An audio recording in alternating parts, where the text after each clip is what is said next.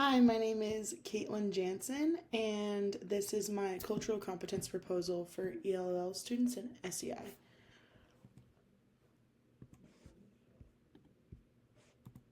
To start with, discovering information about communities and student cultures.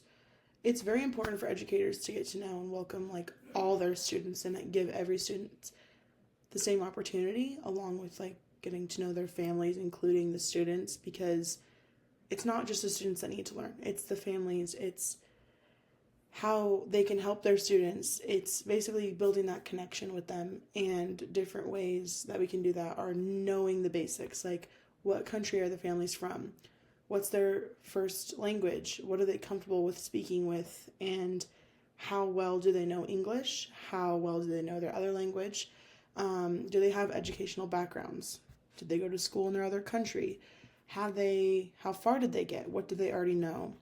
Another important piece is, have they experienced trauma, natural disasters in other countries, and triggers that we need to be aware of. And that's what the author of the article said. And to make sure that we build that relationship with families as much as the students, just reinstating that is super important for us to be able to do that.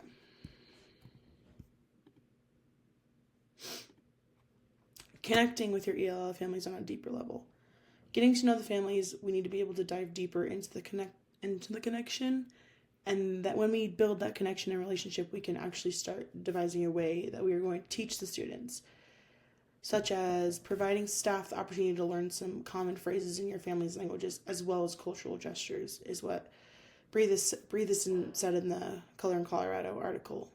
This is important because we don't want to offend them as newcomers, and we need to be able to know what is offensive and what is not. Another thing that I thought was really interesting, and I actually did when I was in school, was host an event where the school can come together and learn about cultural differences. And it's called the Culture Fair. And so families can come together. They bring a science fair board of what their main culture is, where they're from, what their ancestors are from. And they basically come in with their parent, and it's kind of like a fair where you get to go around to each family and get to know what they know about their families and their cultures and where they come from and the do's and don'ts and kind of the basics of it. And I think that's a really good way to get everyone connected. And connecting new families to a contact person who speaks their same language to translate for them, which I think is something that should be included in all schools. I think it's a very good resource for both the teachers, educators, admin, students, families, and so on. Communicating important information. This can be super stressful for all ELL families, and it doesn't even have to be for ELL families. It can also be for English families, but it's our job to make that easier for them due to their need to know the same information as everybody else. Asking families how they would prefer to receive their information is something so simple that can go so far. Letting them know, asking them if they want to have a phone call, an email, a text message, a letter being sent home to them. Some families might prefer differently. ELL families might prefer to have a phone call with another person on the line. That way they can get to know and really understand what's happening and what's being said to them. Letting the families know they can bring an interpreter, or if they need one, that one will be provided. And I think that all schools should have this resource. And I think that if you have this resource in your school, you're already being more successful for the ELL families. And we need to avoid using translating websites, because a lot of them can be incorrect, and they speak different parts of different countries, speak different languages, but it's based off of the same thing kind of. So I think doing our best to stay away from the translating websites and making sure we have those interpreters or contact persons for those ELL families is going to be great for them. Increasing parent participation. Parents are going to feel super intimidated to jump in and try to help in the school buildings with their students, because this is just as much of a learning process for them as it is their students, and we can prepare them for this journey for both of their successes. Making sure we keep in regular contact with the parents about their students' progress. They want to know how their kid's doing. We want to keep them in the loop. Help them during homework and after school programs, during meetings that may be more frequent, and reaching out to parents about how they think things are going, and keep them in our corner. We want to make sure we're in their corner and they're in our corner.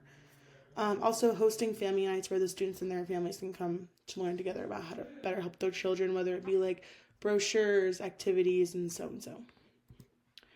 Encouraging parents as leaders. This also goes into like making sure they're participating, which in order for them to be a leader, they need to be able to build their confidence for them to have that role.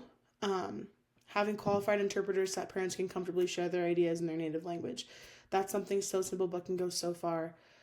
Developing a branch of PTA for the ELL parents based on language groups. Having them be together with people who speak their same language can be something that can make them feel so much more comfortable. Making sure we give them time and support to their ideas is something that's going to be really important as well. Forming community partnerships. Community partnerships are going to be a very important ally for schools to have, especially with the ELL families, and seeing what services they can offer for the schools, getting the families' input on what they need and what companies they think would be beneficial to partner with, inviting members of the community to come in and talk to the families about what services they offer and what they can do to help. Consider offering local organizations a free space in our school as a way to encourage them to bring their services closer to families. I'm not like for like volunteer basis is what I'm meaning as. And this is my reference. I basically just used the Color in Colorado guide for engaging all ELL families. I thought this article was really helpful and gave me so many great ideas on how I can support cultural competence in my school and how I can include all students and give them all equal opportunities. Thank you.